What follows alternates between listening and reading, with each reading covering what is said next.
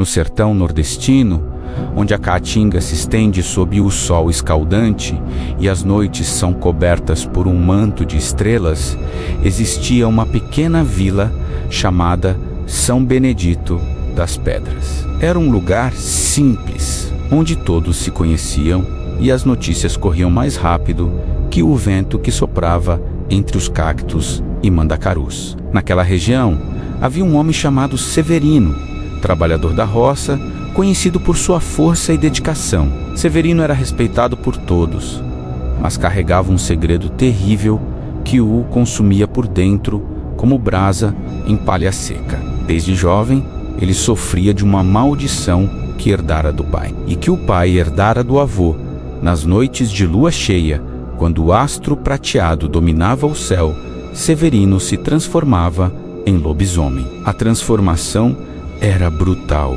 Pelos escuros cobriam seu corpo. As mãos se tornavam garras afiadas, os dentes cresciam pontiagudos como facas, e seus olhos adquiriam um brilho amarelado e selvagem. Naquele estado, Severino perdia toda a humanidade e se tornava uma fera faminta, guiada apenas pelo instinto de caçar. As estradas de terra que cortavam a floresta de Caatinga começaram a ser palco de ataques inexplicáveis. Viajantes que atravessavam o caminho após o anoitecer eram encontrados feridos, com marcas de garras e mordidas profundas. Alguns nunca mais foram vistos. O medo se instalou em São Benedito das Pedras. As pessoas trancavam suas portas ao cair da noite e faziam o sinal da cruz ao mencionar as criaturas das trevas. Severino sabia que era o responsável por aquele terror. Pela manhã, acordava em lugares estranhos, com as roupas rasgadas, manchas de sangue nas mãos e lembranças fragmentadas dos horrores que cometera. A culpa o devorava. Ele tentara, de tudo, amarrar-se com correntes trancar-sei em um quarto, mas a força da besta sempre prevalecia. As correntes se partiam como gravetos e as portas eram arrancadas com facilidade sobrenatural. Em uma tarde abafada de setembro, Severino procurou o padre Antônio, o velho sacerdote da igreja matriz de São Benedito. Com lágrimas nos olhos e a voz embargada, confessou sua maldição. O padre, homem de fé inabalável, que já havia presenciado muitos mistérios do sertão, ouviu atentamente. Após longo silêncio, aconselhou Severino a buscar refúgio na casa de Deus durante a próxima lua cheia. A igreja é solo sagrado, meu filho, disse o padre Antônio, segurando firme a mão trêmula de Severino. Venha para a missa das 20 horas. A proteção divina é mais forte que qualquer maldição. Confie em Deus e mantenha a fé viva no seu coração. Severino agarrou-se àquela esperança, como um náufrago se agarra a um pedaço de madeira no mar revolto. Quando a lua cheia se aproximou novamente, iluminando o sertão com sua luz prateada e misteriosa, ele se dirigiu à igreja, assim que o sino tocou para a missa das 20 horas. Seu coração batia descompassado e suas mãos suavam frio. Ele podia sentir a maldição se agitando dentro de si, como uma fera enjaulada, prestes a se libertar. A igreja estava cheia naquela noite. Os fiéis entoavam cânticos e o padre Antônio celebrava a missa com sua voz grave e solene. Severino se ajoelhou no último banco, rezando com fervor desesperado. Suas mãos estavam unidas com tanta força